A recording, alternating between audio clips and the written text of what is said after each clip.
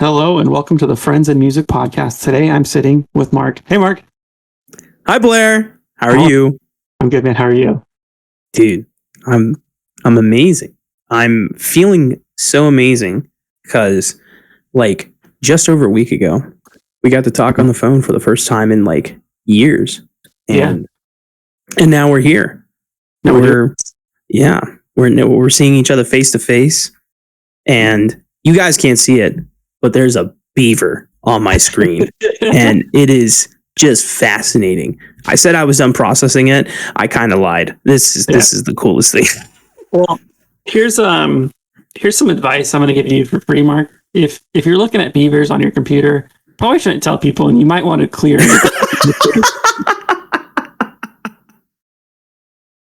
That's not the kind of beaver we're talking about, guys. It's a recording application, and the logo is a beaver, and it's just funny to me. Shout out to Craig. Craig's a good guy. Good little beaver. Mark's going to take a drink. I'm going to see if I can get him to spit his drink out. Nope. Well, let me give you a quick little introduction about Mark. I met Mark a long time ago. We played in a band together. Mark's definitely one of the best musicians that I've ever met. You're definitely one of the best songwriters I've ever met. I love what you can do musically. You have a really cool background with music, and I'm really excited to talk about that. But you're also one of the most driven and hardworking people that I know, and you're a good example to me there. So I'm glad you're here with me today, man. Welcome. Wow. I'm very, very touched. Wow. Thanks, man. No, thank you, dude. Yeah. Thanks for being a good friend. Thanks for staying in touch with me. Thanks for sharing your home with me to play music all the time at your house, dude. We had some fun times there. Dude, those were some amazing memories. And that was, especially at that time, for context, when I first met Blair, I was working at Wells Fargo as a bank teller. And I was kind of contemplating what I was wanting to do with my life, because I had just moved from North Carolina, where I was living with my mom and stepdad, to Utah because I miss my family, my dad's side of the family, a lot. And a lot of my mom's side of the family also lived in Utah, which was convenient. And we always visited Utah for the holidays anyway. But the previous year, I did a Disney college program, and I worked at Disney World for almost a full year. And experiencing Thanksgiving and Christmas not with your family was one of the most miserable times I ever had. I was working at Disney, but working at the parks and having no family to celebrate it with because everyone else is busy.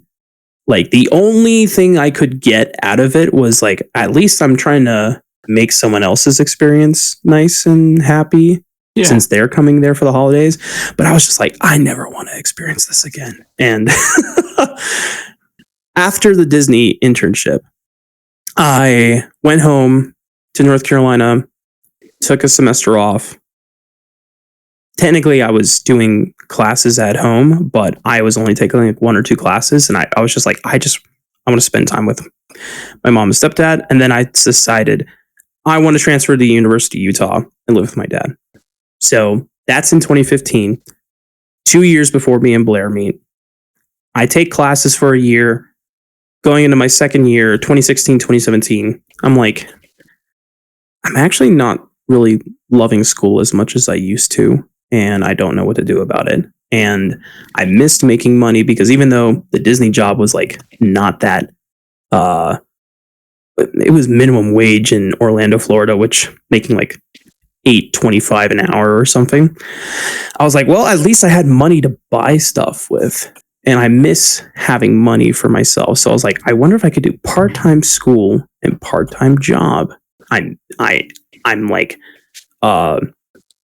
20 years old at this point in 2015, 2016, almost 21, and I'm I've never owned my own car, and I've never gotten my driver's license. So I finally get my driver's license.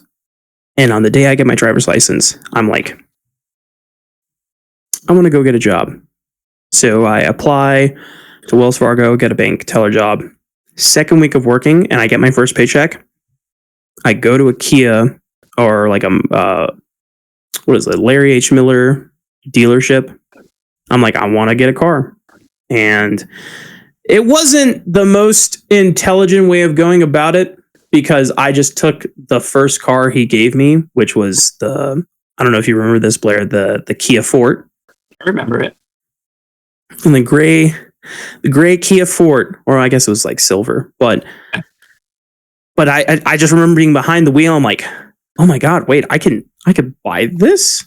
I could buy this. I only made $700 on my first paycheck. I could buy a full car because I didn't know how loans worked. I didn't know how that shit worked. So, but the dealer just kind of like was like, yeah, no, I could get you down. You know, what's your credit score like? Oh, it's above 700. Yeah, we can work with that. Blah, blah, blah. Let's get you signed up. Blah, blah, blah. And then I took the keys and I drove back home. And my dad is like, you bought a car? I'm like, yeah. And he's like,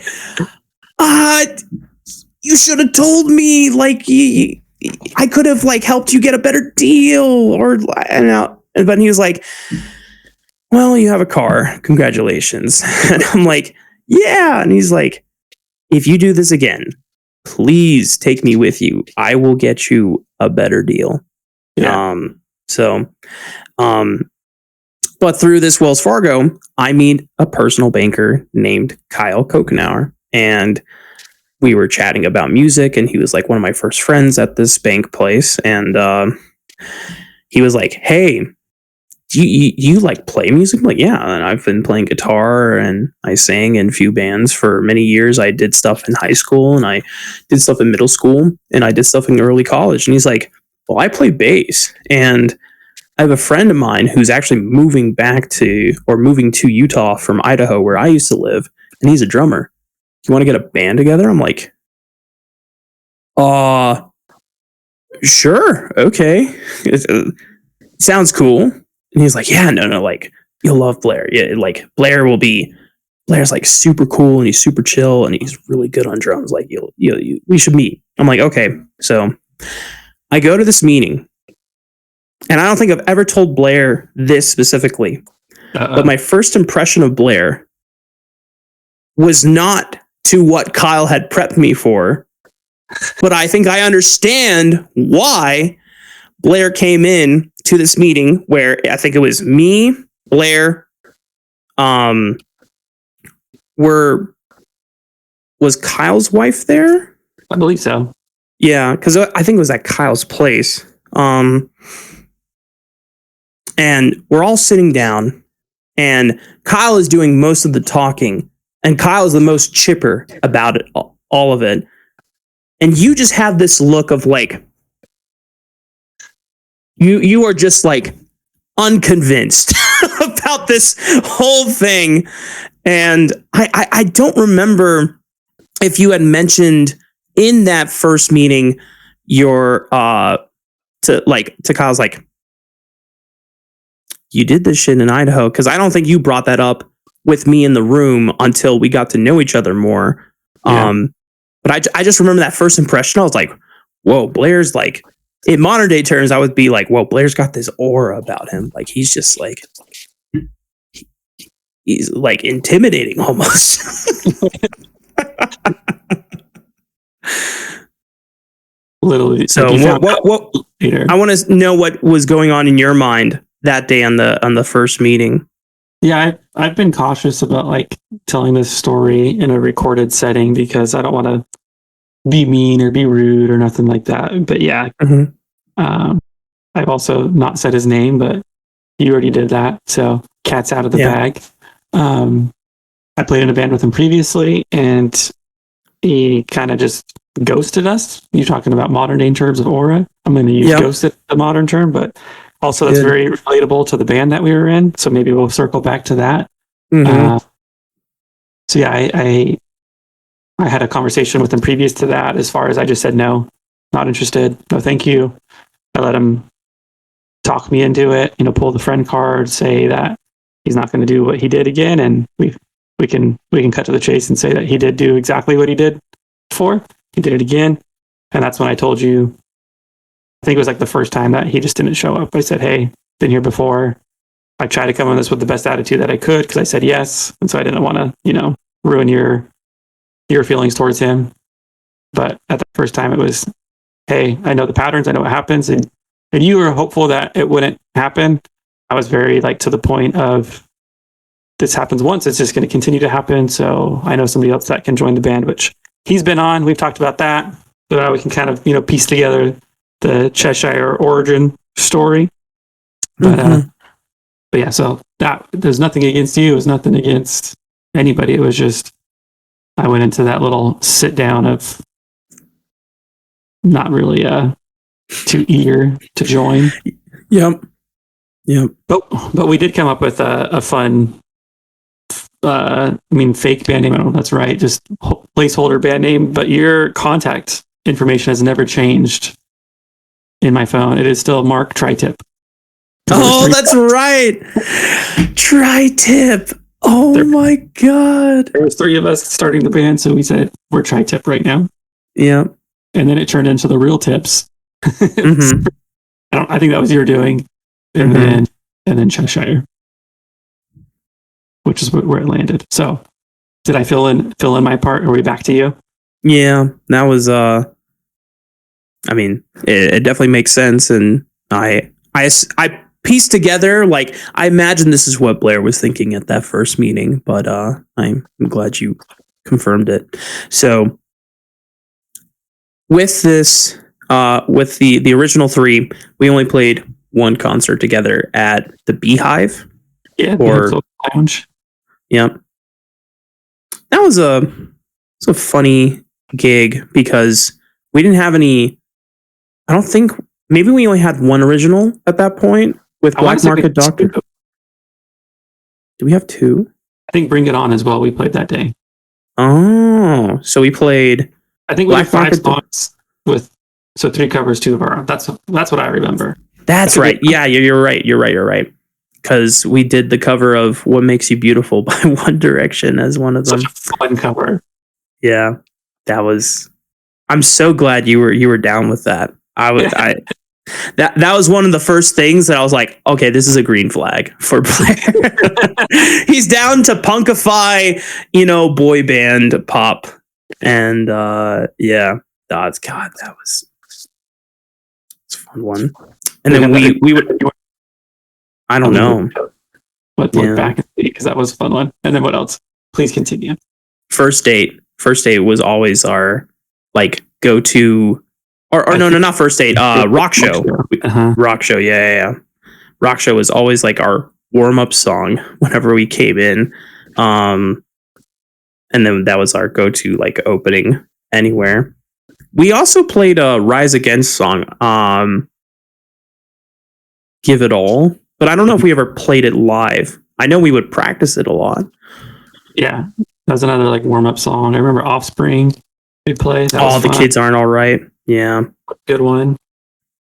And then I'm not a fan of U2, but you did a version of U2. Was it With or Without You? Oh, With or Without You. I think we did that actually at that first show too, I want to say. Mm-hmm. Yeah.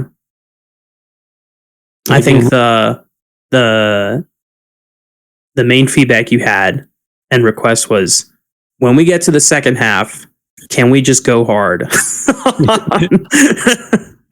I want to smack the shit out of these drums. I don't think that was verbatim, but that was the energy I got, because the first half is pretty slow. It's just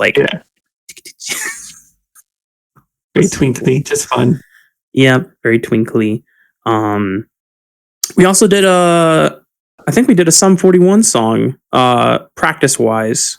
I think Fat Lip. Classic. Yeah. And that might have rolled over from High C with me and Kyle, because that was one we did frequently. But I think that's the only rollover song. But also just an all around great song. So many bands cover that one and play it. Mm-hmm. Shout out to Sum 41 and Derek Wibley. Is that his name? Mm-hmm. Somewhere along those lines. Wibbly, somewhere along those. Yeah. Wimsley. Schneebley. But after that Beehive concert, I think it was maybe a month after, and then he hits us with the "I'm moving." Surprise. Which Yeah. he did not hit us. He only talked to you. Oh yeah.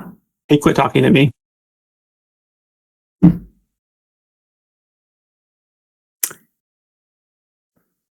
Have to throw that in there? No, I'm sorry. I just did. Yeah. No, I mean that's. I was gonna say that I think that the sentiment all right there pretty much founded the source for Ghosts in the Basement when we wrote it later on. Yeah, are we going to talk about that now or go back to your journey of Cheshire's timeline? Cheshire's timeline. We'll get there eventually. Okay. Phlegm. My bad, guys. Sorry, you just heard like a hawk of a. Oh. Of a Tua. Hawk Tua. So we need a new bassist at this point. Me and Blair bond over the fact that basically trauma bonding, because Blair has already gone through this once.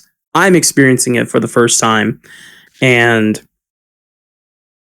between many a J-Dogs and just us two practicing together, we're like, well, we like each other. We didn't expect to like each other, but we like each other now. And you know what? If we're still serious about this, we'll continue this, and Blair will look into finding a new bassist. And then, because you knew people, I didn't know anyone in Utah. So, and then how did you come across Tyler?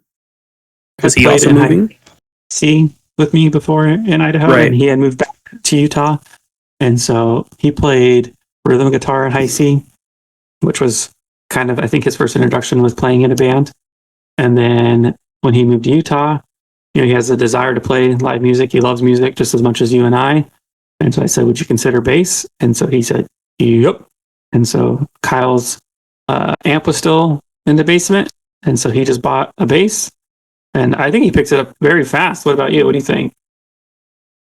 I think because he already had a foundation of rhythm guitar, he just realized, okay, if I just play the root notes of the chords that Mark is playing, boom. And then the only thing he had to really get used to was just like thicker strings. I remember him one day just being like, God, these strings are so thick.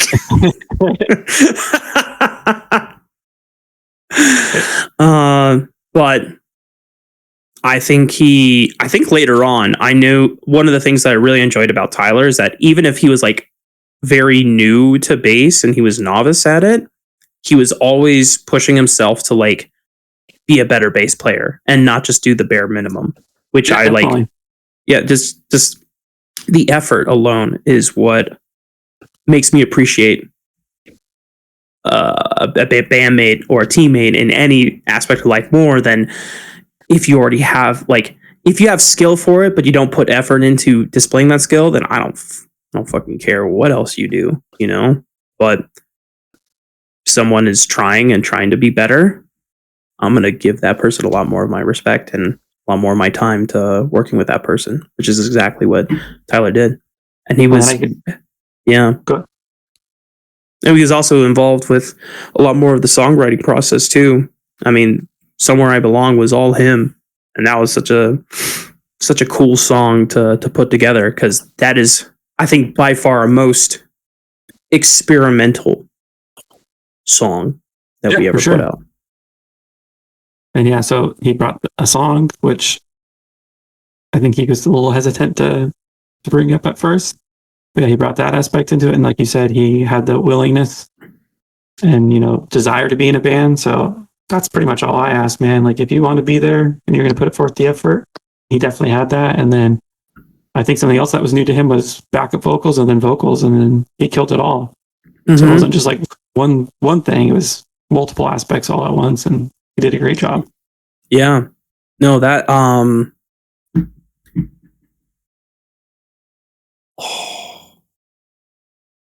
the Ghost in the Basement, where he did the kind of like faded lyrics in the back when I'm singing the last part on and on and on and on again, and then he had his whole like, oh my gosh, I wish I could remember it word for word, but it was we can barely make it out alive was like the last part of it, but it's just almost like this kind of like spoken word monologue, but it's rhythmically said, and he's playing the bass at the same time, and like I remember thinking like how you have to be playing and saying that at the same time. I'm like that's difficult because it's not like this Natural flow. yeah, it wasn't a natural flow. Yeah. It was very much contradicting what the rest of the music was playing because it was intended to be that way because it's almost like faded in the background, you know? So, but I was just like, wow, damn, Tyler is just like stepping up to every challenge and just like taking it head on. Killer attitude and Yes. killer Not scared dude. at all. Yeah. He invested a lot of time into it. He invested a lot of money as far as buying the equipment needed to practice and then play shows, which he got to that point very fast. So that was awesome. He also did our logo, didn't he? Yeah. Graphic design? Yeah. Gave us the Yeah. big cat. We had a couple. We had a cool shirt that we put out, and then did not do the artwork for the record, but he had somebody that he knew to do that. Mm-hmm. That album cover was so cool. It was just like, it was ours. And so we can link the song that we're talking about, but our music's still up. You made sure that music's not going nowhere. Mm-hmm. Yep. It will always be there, no matter what. The only thing is now, like, back when we started it, Cheshire was not taken by anybody, but now there's like 10 other artists that have Cheshire somehow included in their name. Yep. It's really annoying. It's like, damn it. Why couldn't you guys back off? Just let us have this space. Because I think we wanted to be Cheshire Cat, but then Cheshire Cat was taken not just because of the album name, but because there was another Blink-182 cover band called Cheshire Cat. We're like, damn it. Good Blink reference again. Good job. You're on a roll. Woo! I'm making it happen, baby. Because I knew our full 5-song repertoire was Black Market Doctor, Somewhere I Belong, Bring It On, Blind Love, and Ghost in the Basement. Which Blind Love you already had ready for us. Mm-hmm. Because Black Market Doctor was the first song we wrote, and then Blind Love was like, I remember. Oh, this was one of our first. I don't want to say fights, but it was one of our first constructive band discussions. It definitely felt like an argument sometimes, but because I brought in Blind Love originally as like a kind of like a poetry slam type feel, very slow, and the bass riff was much different, and I wanted it to be like really hip hop rap centric. And at some point, as I'm just like going through this song with Blair and Kyle, Blair just kind of stands up and says, all right, well, let me know when I get to contribute. And I was just like, I was taken aback because I was like, wait, what am I doing wrong? And then Blair explained, it's like, listen, in a band, if you want to like write stuff together, we all get a voice in being able to say how we do this. But as soon as you start talking about how the drums should be, if you want to do a song on your own and how you envision it, you can do that. But here, if I'm playing, I want to bring my own voice into it. And after that, I was like, oh shit. No, he's right. okay.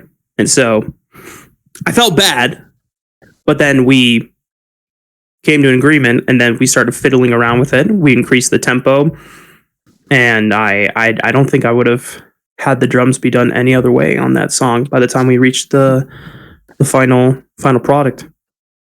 So bad. I feel like the villain in the story. I think I'm at that point I was not used to many people being that blunt with me. So that's why it was shocking, but it made me realize how with that song I was like way too just like possessive and being like, okay, Blair, I want you to do this. Kyle, I want you to do this, blah, blah, blah, blah. So there was a lot more input. And I remember by the time we get to Tyler coming into the band, the song even shifted a little bit more because Tyler said, what if I use a pick instead of just using fingers for this bass riff? And then he changed the bass riff slightly. And I was like, oh, wait, that sounds a lot better. So we found a groove at that point. And now if you go check out Cheshire Blind Love on Spotify, YouTube, Apple Music, you can you can hear the song in its completed form, and the form that I was really, really proud of. And I remember when I first released that album with Blair and Tyler, I was like sharing it to some of my friends online, and all of them were like, yo, Blind Love and Bring It On are bangers. Those two songs are like bangers. Those two were their heads down favorites. And I knew they were like they weren't like super, I don't want to say like they weren't like musically inclined, but they just like, they listened to top 40 and whatnot. And those two songs, they were like, yeah, those two were pretty freaking good. So I remember where I was at the time. I told my boss, like I'm in a band, because he's like, what did you do last night? Oh, we had band practice. We had band practice pretty often. And, we played a couple shows. And then when we finally recorded, I don't know if it's Blind Love or Bring It On. And he's like, so how's it coming? And I was like, well, do you want to hear one of the songs? He's like, yeah, sure. So I threw it on the speakers at work. Oh, yeah. It stared at me. And I was like, what? And he's like, oh, so you're like in like a real band. And I was like, what does that mean? He's like, that's like a song you would hear on the radio. He's like, I didn't expect that. I was like, I'm kind of offended. What do you think I've been doing this whole time?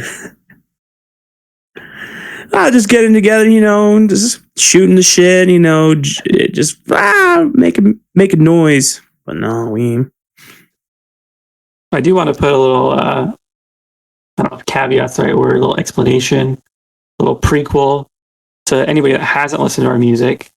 This is where my compliment comes in with Mark. One being the great lyricist that he is the song that we worked on together. I brought lyrics, and we can talk about that more in a minute, but you completely changed it and made it a much better song. And then you recorded everything, you edited everything.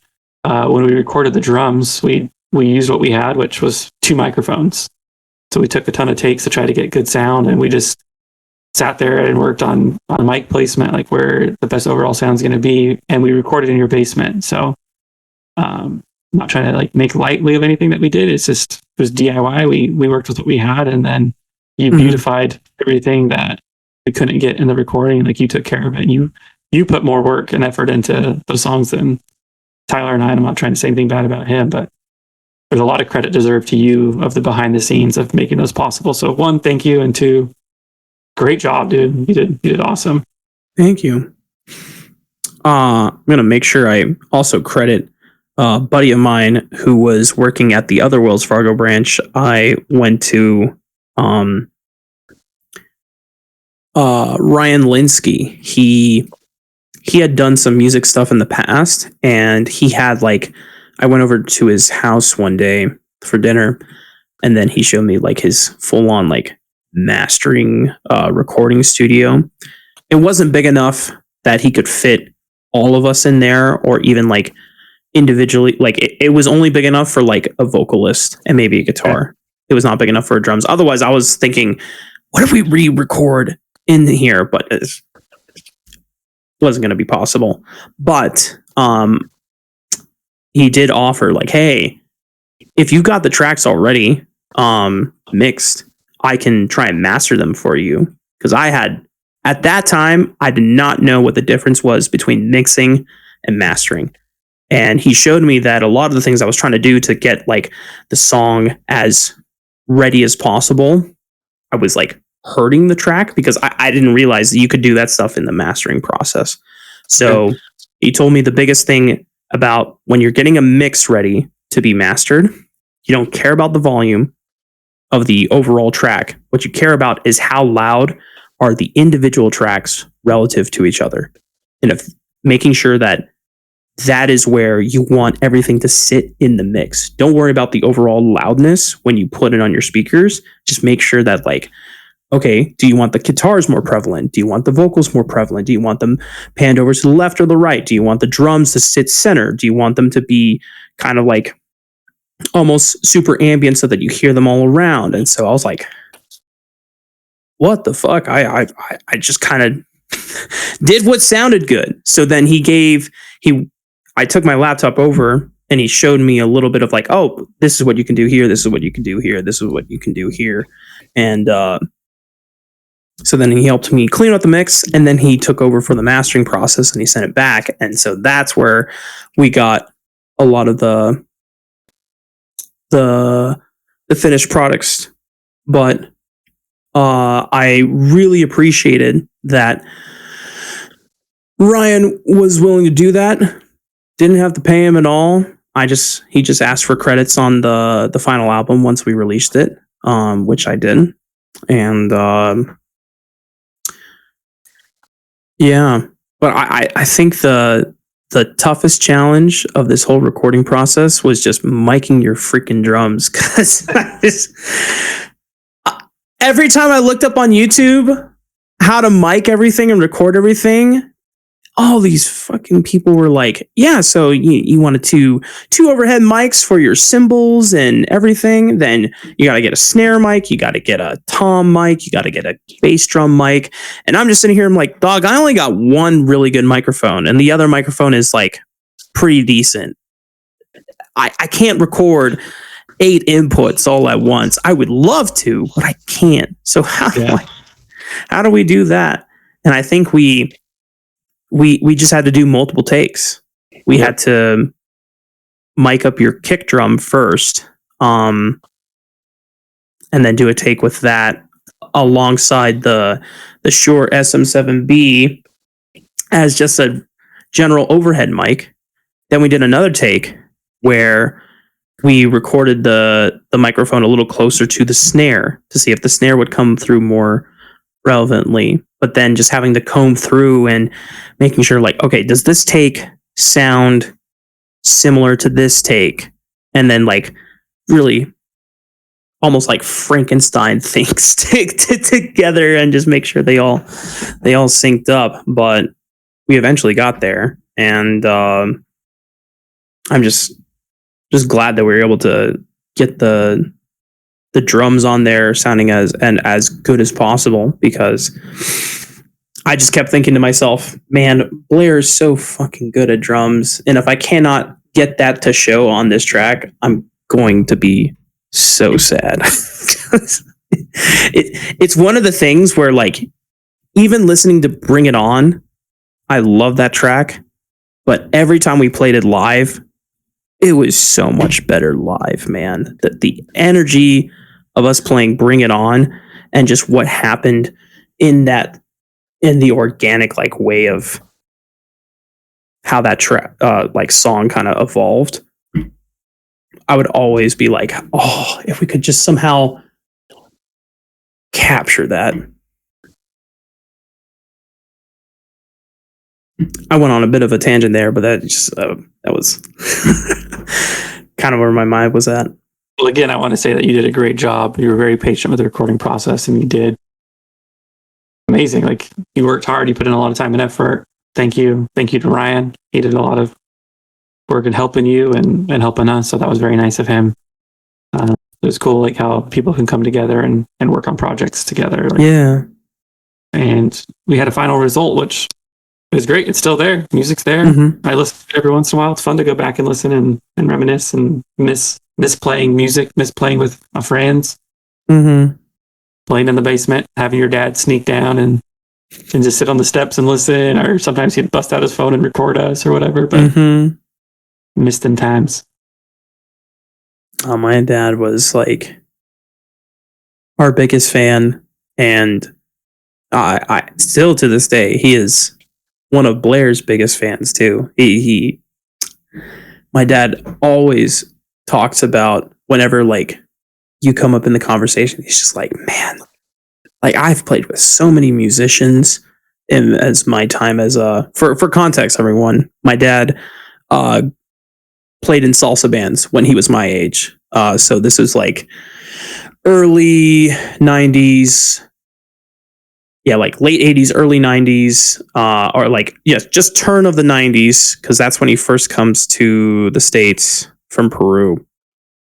And he was all in all these salsa bands. And there was almost a point where he flies to New York and they had a pitch ready and a demo to sell to Sony and try and compete with emerging salsa artists like Marc Anthony and Luis Enrique.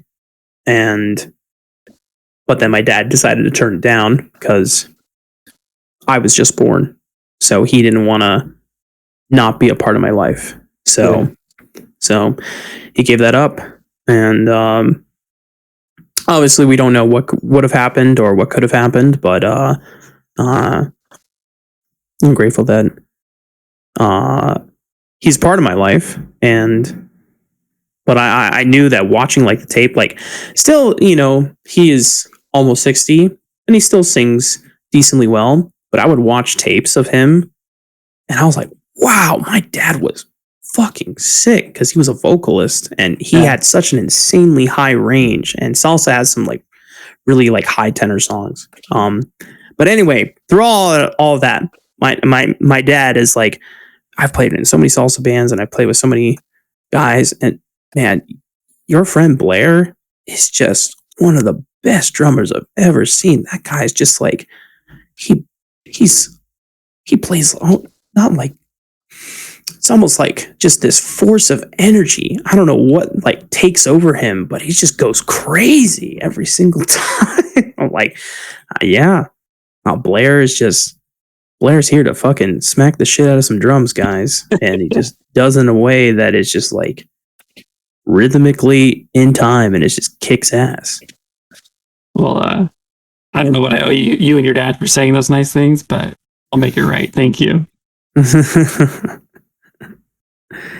But your dad really was our biggest fan, like huge supporter.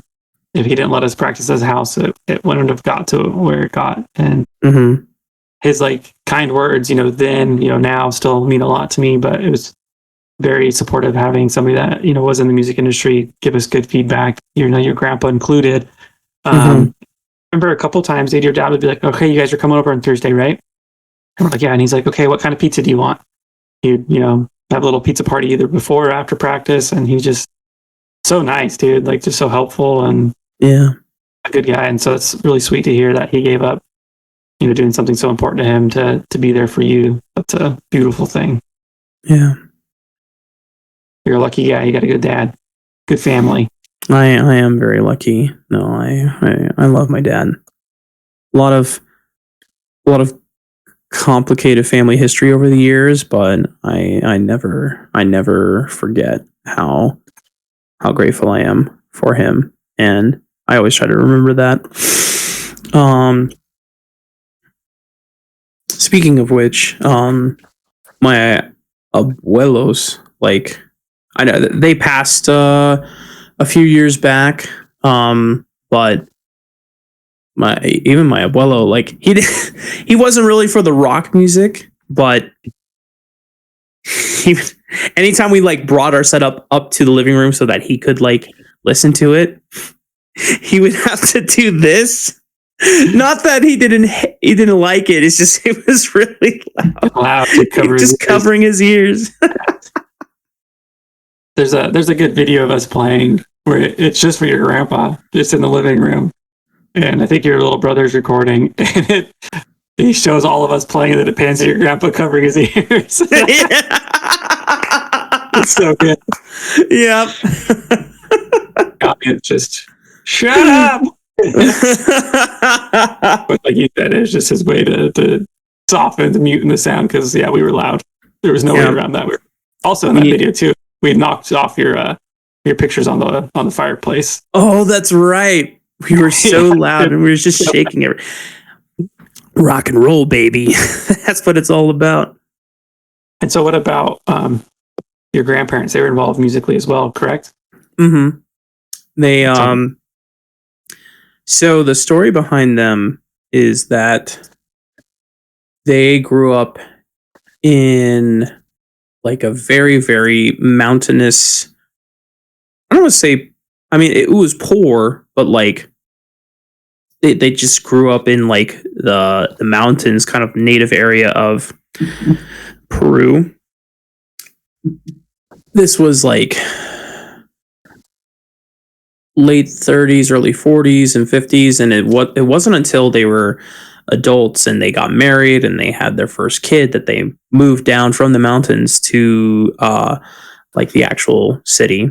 And so they were in a town called Sarate, and from there they always grew up with music around the house. My grandpa, or my abuelo, was a very, very, very good folk style like guitarist and singer, and my abuela was also a very great folk singer. And so they just play music in the neighborhood, but they weren't anything big. Turned out that my abuelo had also recorded and played music with two of his brothers. So they were called the Hermanos Arambide, or Hermanos Arambides, something like that. But they recorded a couple tracks. We just discovered like a couple years ago that someone from the recording label or the company that like recorded them in Sarate, somewhere in Peru, uploaded those tracks, and they now are on YouTube and they're on Spotify. Awesome. Yeah, that's really cool. So we got to like hear Abuelo back when he was our age, and it was crazy, because this is like a couple years after he passed away. And I mean, it was really emotional for all the family to discover. And for me, I was just like, holy shit, this is cool. But before, when they came to the States and they moved a lot of their stuff, one of the things that kind of allowed them to continue doing their music, Utah has this like yearly music or like Latino cultural art celebration.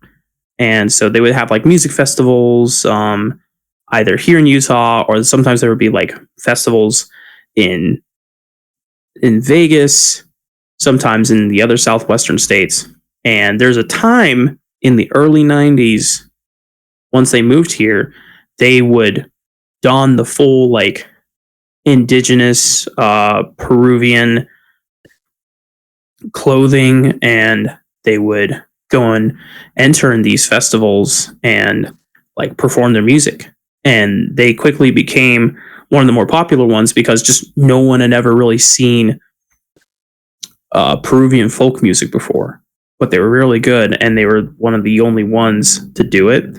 And so they got asked to like do more. And so I know somewhere some of my family members have like these old newspaper articles that were featuring them. Just like, wow, like this amazing couple from Peru, stuns with like such, just their style of music. So they were also, because they were also musically inclined, everyone else in the family is also like now musically inclined. Some more than others. Like everyone knows how to sing, but like some would actually like try to pursue that more. My aunt Alida was always in church choirs, and she would always like try to lead church choirs or try to do a lot of things in church choirs. In fact, this past year, there was like a big cultural Latino art celebration. I don't remember what the name is called, but they held it at the temple, like the tabernacle in downtown Temple Square. And she was in the choir for that, and it was just like featuring every country from the Latin American world, and featuring every country and like a song or two from that region. And it was super cool. My uncle Peter also sings and plays guitar. He learned at an early age. Obviously, my dad would perform with my brother or my uncle Peter and my aunt Raina in some of those early salsa bands because they were good vocalists, and so they would either do backup vocals with him and whatnot. So just kind of extends all around. Obviously, much different genre than what we were playing, but then again, you can kind of argue that, well, salsa was different than folk music, probably. You know, it's just sure, yeah. So it all got around, but it was all. But when you love music to a point, you can even like bring different genres of stuff to them, and they'll appreciate it in some way, or they might even surprisingly like it. So yeah, definitely. And that's where the story ends. Goodbye, everybody. Goodbye. Just so there was one song of your grandparents that you and I started to record before I moved away. Oh, we never finished it. Was that one of the songs though that you're referring to? That cool. Yeah, Mujer Andina, or Andean woman. Yeah. And then hopefully it's okay we talk about this, but since I've last seen you, you have a tattoo on your arm, which I think kind of relates to what we're talking about right now. Yeah. Hummingbird. It's beautiful. Tell me about it, please. So after my abuela passed in 2018, I wanted to find a way to remember her. And one of my favorite songs that she used to sing with my abuelo was called Picaflor Tarmeño. Picaflor is the Spanish word for hummingbird. So, and Tarmeño is just like an area of the mountains that she used to live in. So, went to tattoo place with another friend named Josh, and I was like, I want this hummingbird. And that way, wherever I go, she's always with me. Yeah, right, that's awesome. And then I had plans, once my abuelo passed away in 2021, then I wanted to get a kind of a similar art style with this line art. I wanted to get classical guitar here. Nice, that'd be cool. Yeah. I keep putting it off because every time I think about it, I'm like, oh, but then I have to travel. And there's the whole thing of like, if you get a tattoo, don't travel for at least a week or something. So, but who knows? Maybe this holiday season, now that I know I'm not going anywhere, I'll finally get it done. That'd be cool if you do. That'd be awesome. Yeah. Look forward to seeing it. So you moved away from Cheshire for a second. I have two things more that I would like to talk about with that. Yeah. One of which is the song Ghost in the Basement, like we talked about. And the other one is Cheshire's the show that happened right after I moved away. So which one do you want to talk about first? Talk about Ghost in the Basement, because you were at least still here and you were still playing with us. We at least played Ghost in the Basement live once with you in the lineup, right? Once, yeah, a couple times, but because we played at the garage once together, and then we played at the like that kind of sketchy underground place. It was like a bunch of white walls and long ass hallway. What was it called? Oh, the Underground. It was called the Underground. Yeah. Yeah. I'm telling you, Blair, that place could have easily been the filming location of like a zombie apocalypse. And just long ass hallway, just blood draped all over the walls, and you're just like, oh god, when does it end? And you just try to go into each room hiding somewhere. So the song though, Ghost in the Basement, you can tell your side. I'm gonna tell you my side. Mhm. Going back to the bass player, there was the patterns of he was going to leave again. It wasn't looking good. I was getting annoyed that I, took the time to join a band when I knew what was going to happen and what I thought was going to happen was coming to pass. And so it was bothering me, right? Nothing with you, just him, right? Yep. And so he, kept putting up these walls, is what I'll call it, as far as rules and guidelines that we had to follow to conform to what he could and couldn't do to be in the band. It's like, well, you wanted this, so there needs to be some give and take. Like, if you're committing to a band, you need to commit to it, and he wasn't. It was we all had to bend over backwards to do what he wanted, what he needed, his schedule. We talked about J Dogs, like that was something that we would try to do just to meet up as a band outside of band practice. So there's some familiarity, some comfortability of just being friends, right? Like I think that's important to be in a band. Like y'all got to get along.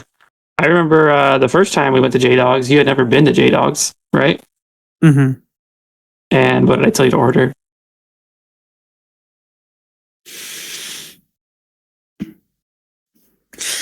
Listen.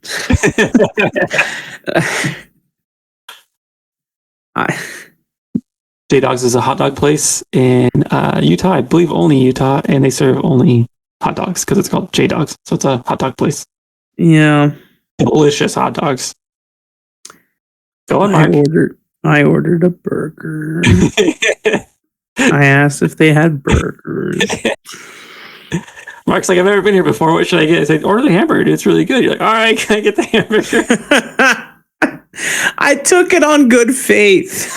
I was like, oh, is it like a secret menu item or something? Which is unheard of. No. I'm sorry. No, that was really funny.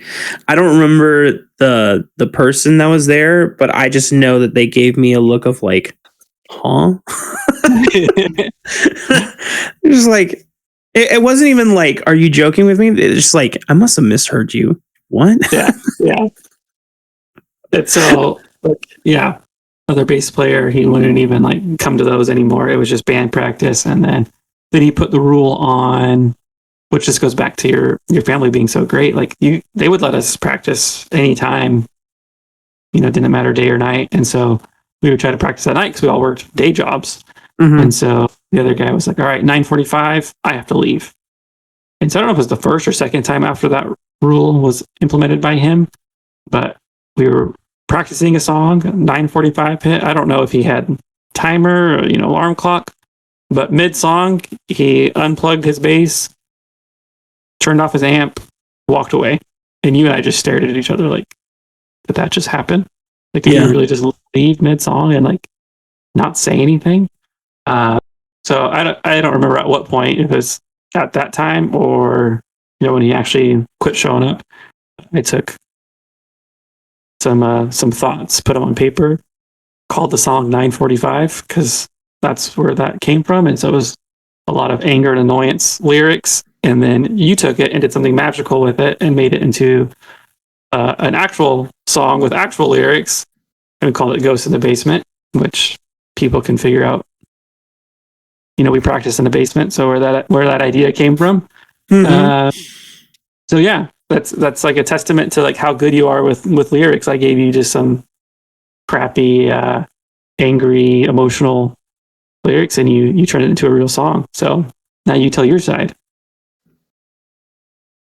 That was just that moment of him mid-song. I was almost stun locked. I was just thinking to myself, is it really going to kill your wife that you are not home at this exact time? And also, if you know that we're about to practice another song and it's 3 minutes out or 2 minutes out, than just say, I don't have time for another one. Yeah, communicate. That's more respectful than playing a song and then being like, oh, Irish Goodbye. It's like, what the fuck, man? That's just, crazy. And when you first gave me the lyrics, I remember I really wanted to not repeat Blind Love all over again. And I think one of the things I remember doing was just like actively talking through the lyrics that you had put down and basically expanding upon them with you. And I think the times I knew I got like permission from you or like the approval of like, yeah, let's do that, was I would go through a line and I would just like talk more in depth and just like, oh, you know what? This makes sense because this is this and this and this. And then after all this time of all this, you think it's gonna be different this time, but it wasn't. And then you're even more hurt, but you're also mad at yourself because I let this happen. I knew it was going to happen again, and I didn't protect myself, even though I knew it was going to happen. And after going through the whole thing, you're like, yeah, yeah, that's right. And so then turn it into a full song, and the Ghost in the Basement title is just such a great name for it because it was exactly that, just this presence of emptiness being left by someone that claimed that they wanted to be there but actually never was there.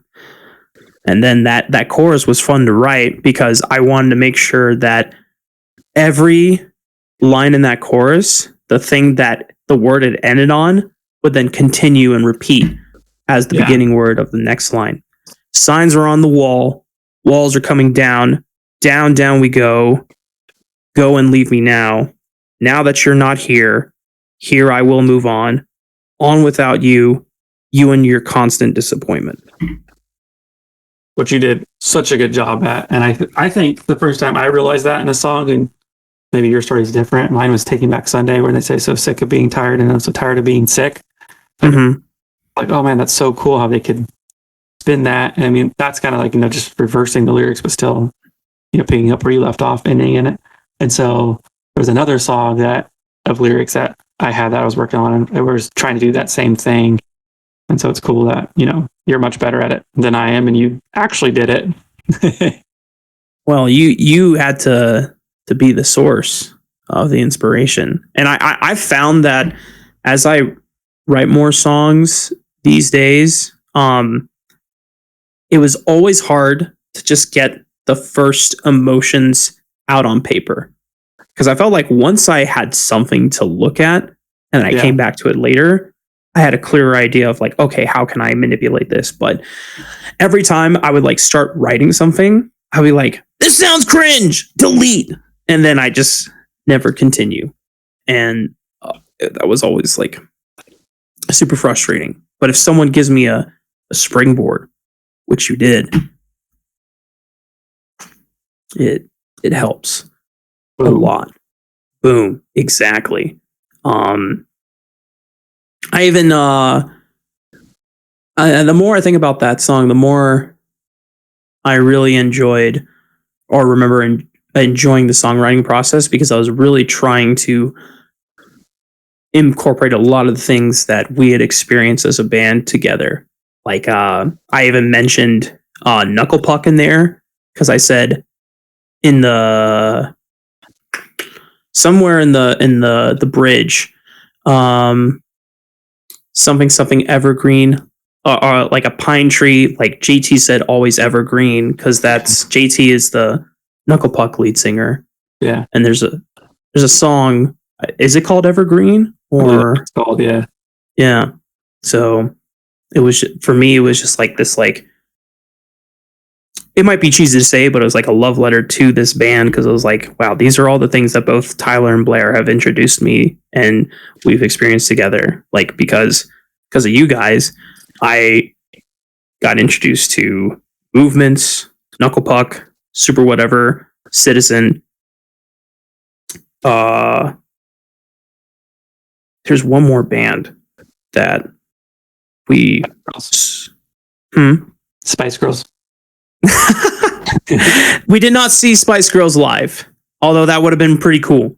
But there was just like a couple concerts we went to together at the Complex, and there's another venue. I don't think you were there for that one, but me and Tyler went, and Movements was supposed to headline there with Super Whatever and a couple other acts, but then their lead singer got sick and couldn't sing. And it was a big bummer, but the band and him didn't want to like say, well, we can't play anymore. So what they did that was super special is they had the singers from the other bands that were playing that night help come in and sing their set list. That's cool, dude. Yeah. And they even like reached out to some fans before saying like, hey, if you feel comfortable and confident singing this song, let us know and we'll try to get you up for these songs. Cool. Yeah. So that was super cool. It was funny though, because for Colorblind, the lead singer for Super Whatever was singing it, and he's just like this kind of short, he has a great voice. But you could tell that he was not super familiar with this song because he probably was just asked like, hey, can you sing this today? And he's like, okay, trying to listen to it, blah, blah, blah. And he's doing a solid job, right? But there is a fan who is clearly much more enthusiastic about the song. And during the second chorus, it was kind of rude because he just jumps in, rips the mic away, and I'm like, hey, and then he just starts killing it. Like he sings it in like 11 out of 10, and he is just nailing the chorus. Is there something wrong with me? Is this silence is deafening? 'Cause you were gold and I'm colorblind. Like he nailed that shit. And I kind of, in the moment, like, okay, cool, and I see the other Super Whatever singer guy. He's just like, all right, that just happened. I guess I'm fucking off now.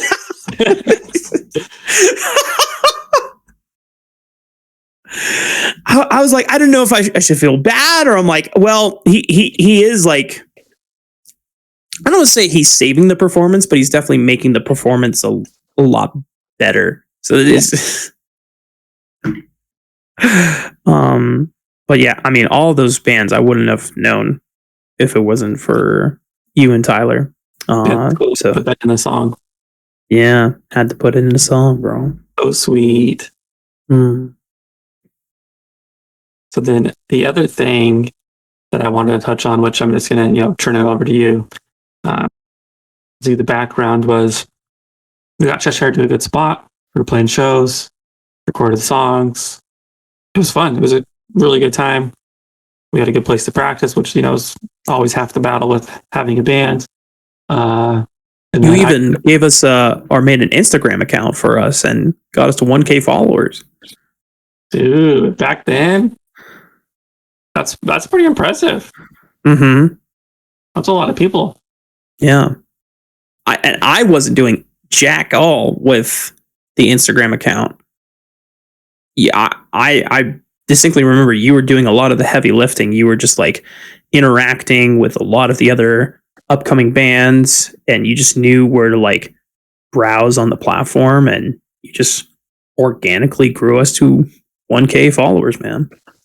That was something that I brought from the last band. Was my band role in the previous one was setting up shows and getting there. So I kind of found a way that worked for me to do that. So yeah, carried that over, which we all had our band jobs. You were recording, so I was trying to get people to actually listen to what we recorded or come to our shows. You're the promoter. I tried. But yeah, during that time, I had a phone call from Arizona. They said, hey, come check out a job in Arizona. I drove to Arizona in either January, I want to say it was late January, maybe early February, Mm-hmm. leaving Utah, which had snow on the ground, coming to Arizona, where I had perfect weather, one of the most beautiful sunsets I've ever seen, and a higher paying job. But I'm like, so the only downside is leaving the band. So I had to make the choice for my future of, okay, I need to make some money because wasn't really making much money at the time. Mm-hmm.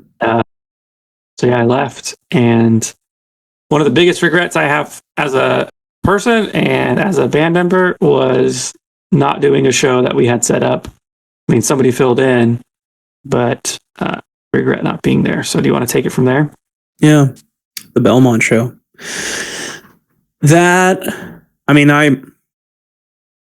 Both me and Tyler were sad about it, but we knew that it was best for you. And, we were happy that you were getting a chance to take a step forward, for yourself. And Tyler knew a guy, who primarily was a bassist, but this guy was, I'm trying to remember his name. I remember his face. I remember how tall he was, kind of a shorty. But he was brilliant in music. He was like, there's a moment where he like picked up a bass and he started playing. I was like, holy shit, this guy's really freaking good at bass. Not any disrespect to Tyler, because Tyler was still like in the early stages of picking it up, but this guy was someone that like really understood music and the way he was approaching it. He listened to all the songs, and I think one thing that he did, he wasn't a flashy drummer. He was a very simple drummer, but I think one thing that helped him make sure that the song still sounded good live is that he just locked in on what Tyler was doing as a bass player and just made sure his kick drum was synchronized to the big hits on that. Everything else he did was pretty basic. He didn't really do fills. He didn't go for like crazy snare rolls or anything, but he just made sure that he was locked into the groove of the song, and It sounds like it worked out. Yeah. And so for me, that Belmont was touring at the time. That was a band that I had previously found, I think the year before. And I mean, their musician like ship is insane. Like the instrumentals that they play are crazy. And so I heard one of their songs and I was like, man, these guys are good. I remember there was a guy I worked with that we would share music together. And so I showed him that band and he's like, holy cow, like those guys are good. And I was like, yeah, and they're like pretty young too. Like this is like their first like recording, like they're doing good. And then yeah, we got asked to open for them and my mind was just blown of like, how sick is that? Yeah. And I went there. Mm. How was the show itself? I think my favorite thing that we played that night was Blind Love, because I think the kick drum being synced on that song felt like the best out of all 5 songs. Okay. Because I was happy that song sounded super good. But I definitely missed a lot of it wasn't like it sounded bad, but I just knew that like, if we were playing Bring It On right now, I know Blair would just go for this like crazy fill during the chorus right now. And the other guy wasn't doing it because he's not going to try and fuck something up and try to go for something that he's not capable of doing. But or even in Black Market Doctor, there's a lot of spaces where I remember fills from you, and he was just keeping it simple. But overall, I think it was still a good show from us. And Blind Love definitely sounded the best. I think still my favorite show that Cheshire has ever done though was the one in the garage with Wicked Bears and Gary Ben Kid, yeah, Carry On Kid. Blanterman. That was my favorite show for sure. That was Yeah, a fun one. Definitely a fun one. That one. I think that was nice though. The drummer that filled in had a lot of his friends come through, and I remember the drummer asking like, "Hey, so now that I know I helped you guys out for this show, I'm gonna be doing my own music projects, but I'm actually getting thinking about putting a band together, and would like to see if you were involved." I remember him asking me, and I was like, "Are you just asking me? Are you asking me and Tyler?" He's like, "No, I'm just asking you." I'm like, okay. And I decided not to because it felt weird at the time because I was like, oh, well, Tyler really helped us out in a pinch. And I really would love if Tyler was not just left out because he's not as experienced on this instrument. Because I think this guy wanted to play bass and he had another drummer friend that wasn't here yet. And they was just like, we just are looking for guitars and a vocalist. So I just decided not to. And after that, I was like, man, it's kind of sad not having Blair around. I don't know if I want to try and form another band personally. So I know me and Tyler just kind of like hung out, and we would like sometimes play music together, but it was mostly just like hanging out. And then eventually,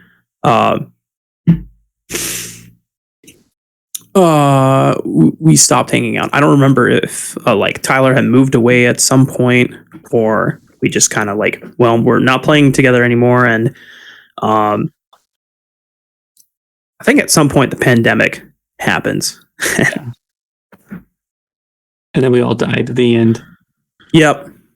It's nice of you to not, leave Tyler out, stick with him. But yeah, he did move to Idaho at some point, not too long after that, to try something new there. And we've all moved around. Yeah. We all get around. As the Beach Boys say, round, round, round. They get around. Round, round, round, bobbing around. So yeah. I need to ask you something. Sure. He's looking at me. He's nervous now. Are you more of a punk kid or an emo kid? I think emo kid for sure. Because I think... Go ahead. What's your favorite emo lyric? And then why do you say you're emo kid? Oh my gosh, there's like so many. I'm like thinking of so many My Chemical Romance songs at the moment. I'm thinking of few stuff from Blink's self-titled album. I'm thinking of Fall Out Boy and I mean, Linkin Park was kind of emo in some stuff. They weren't like an emo band, but if we're going to like break down emo into like emotional and just like being in your feelings and just like being, I guess, over the top, is that how you see emo music? Well, that's what I was going to ask you, what your definition is, and you started to say it. So, okay. I need your definition of emo. I need your favorite emo lyric, and then why you chose that you're more emo. But yeah, all for a second before you answer those. I have a question / favorite ask of you. Okay. Would you like to do this again with me sometime? Yes. Because we haven't even talked about what you do currently. We haven't talked about all the instruments you've played. We have a lot more we need to cover. True. So let's do it again. and then I'll get Okay. your definition of punk, and we'll talk about punk. But let's wrap it up with all those things for emo.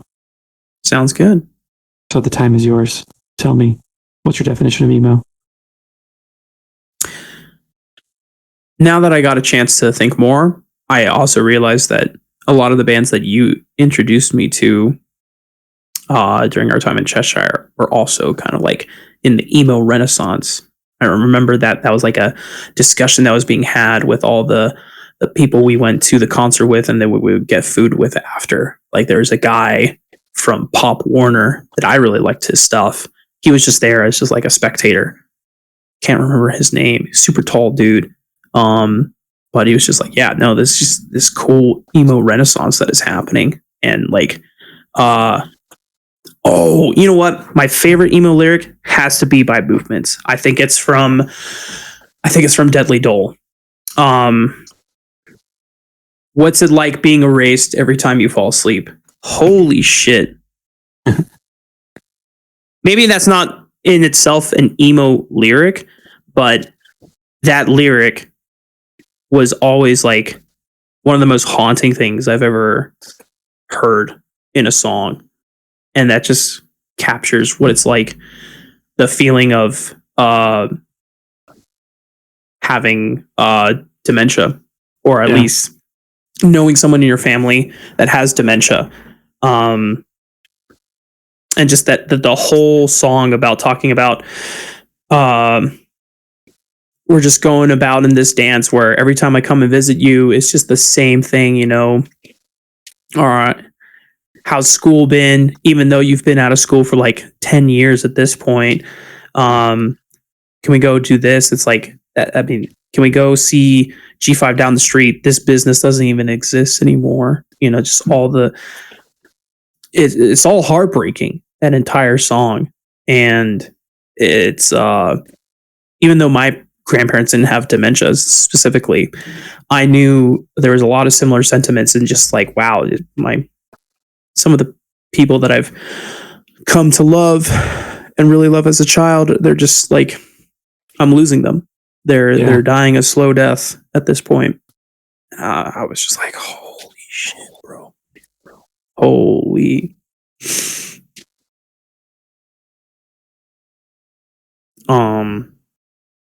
Yeah, so I think emo is short for. I think the term emo came around because people who didn't like it were like, oh my gosh, why are you like always? Why are these songs about these people just screaming and yelling all the time? And this is before screamo is even a thing. Because I remember emo being like hurled about because it just, people were being super emotional in their songs, just talking about things of like, oh, I feel utter despair, I feel so lost, I feel like even the early Linkin Park stuff, in the end it doesn't even matter, I tried so hard, just things about like I need a little room to breathe, I'm one step closer to the edge and I'm about to break. Just songs about people being upset. But the funny thing is that I think it depends on how the music is channeled, because if we want to talk about real emotional stuff like that, where people are just upset about things, go to freaking Limp Bizkit. Break stuff. You know, like if my day keeps going like this, I might break some shit tonight, or break something tonight. A pack of chainsaw, or rip your ass raw. Like just like it's really, it's like, whoa, why are you so upset? But, great example. Yeah, but maybe because that stuff was less melodic and it was just angry. It just angry rage. Because I hear the emo stuff, even when it's not really emotional, it's almost just like, oh, does it have guitars in it? Is it really melodic? Is it sung by very young men with, in like tenor voice like capabilities. Okay, then emo is Fall Out Boy, All American Rejects, Panic at the Disco, My Chemical Romance, Blink 182. Hell, they tried to. Sometimes I remember them looking at the way they dressed or what if they were wearing guy liner or like makeup. Billy Joe Armstrong would don all of that during the American Idiot phase. And people were like, oh yeah, Green Day's emo. I'm like, what? Hell, Billy Joe Armstrong gets pissed anytime says his music is pop punk. He's like, no, it's just punk. It's just... But because it was on the radio and it was popular, people were calling it pop punk. So there's just a lot of crossover with pop punk and emo. But I think all the bands recently that we got that was part of that emo renaissance with Movements and Super Whatever, to me, I think that leans more into like what it is being lyrics that are like more emo. Hell, I would say Somewhere I Belong is a very emo song because it's just us, or it's what Tyler wrote, expressing lyrics of just like trying to figure out where is his place in the world. You know, is he someone that wants to find a place that he can call home, or is he just destined to just constantly travel and make homes in different places and figuring out like if it's here at this music place where I'm sharing my love for music with other people, or is it just a passerby thing? It's like I have to really like settle somewhere. So long-winded way to say that emo is whatever the fuck you want it to be. But I guess my way is just like being able to talk about emotions that, especially from a traditional masculine sense, might be like too sensitive to talk about. But it's just you being vulnerable and expressing that. I like it. And why did you choose that you're more emo than punk?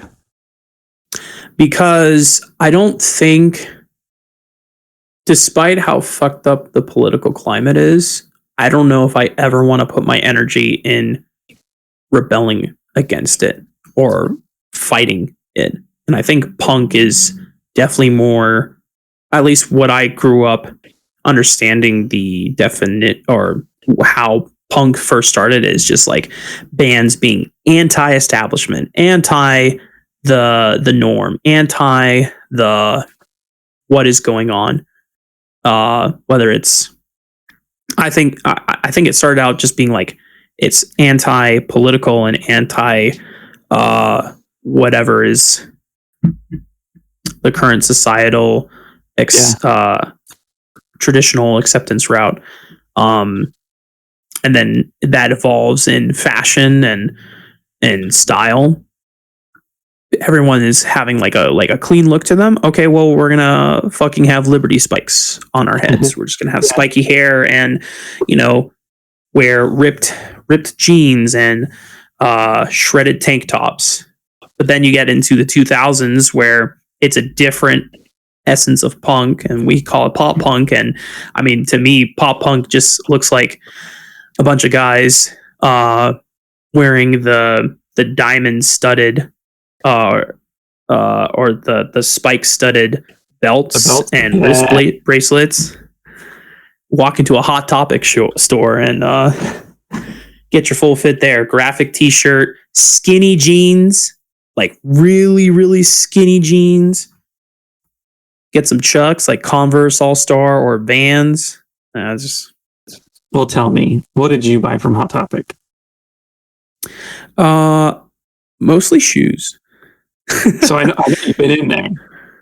I have been in a Hot Topic, but I wasn't in there as a 10-year-old, which is when this was all going on. I went in there when I was in high school and just thinking to myself, man, I miss Hot Topic. Even though I never went in there, I was reminiscing on the whole like, this era of music was so good, man. What is going on with the popular music right now, why is it all like EDM, hip hop? And it's not even like good hip hop, it's the mumble rap. Oh my God. Some of those songs I like now that it's aged. But just overplaying that, and I was just like, man, where's my All American Rejects? Where's my Sum 41? Where's my Green Day? Where's my Blink? Where's my Linkin Park? Oh, Okay. I keep asking more questions, even though I said we're going to wrap things up, but I have to ask one more. okay. I need you to rank some of those bands you just said. I'm going to throw in one. So we have Green Day, Sum 41, Blink 182, and All American Rejects. How would you rate those from best to worst? Those four. Ooh. Ooh. I think you put All American Rejects. I'm going to give you five. I'll throw one more in there. Fall Out Boy. Okay. I think All American Rejects goes on the bottom, not because they're bad, but because they did the least out of those five bands. Come on, Tyson. Step it up. Do more. Now listen. He had killer vocals. They put out an insane self-titled album, or the Move Along album, one of the most iconic albums of all time. Their follow-up album is okay. It had a couple good songs on there, and I don't know what they did afterwards. Although I do know that nowadays they're doing a lot of like crash party concerts where they show up at like house parties and are just playing in the backyard, which is I love super cool, and it's a nice way to like get people interested in your music again. Definitely. And I mean, they played with Jonas Brothers. That's sick. Okay, All American Rejects last. Who's next? I'm gonna go ahead and probably put Sum 41. This might be a little controversial because Sum 41 was one of the first pop punk bands. Continue. Sum 41 or All American Rejects. Sum 41. I think I do Fall Out Boy third. Hey, okay, so now this is the nail biter. Who gets first place? Green Day and Blink.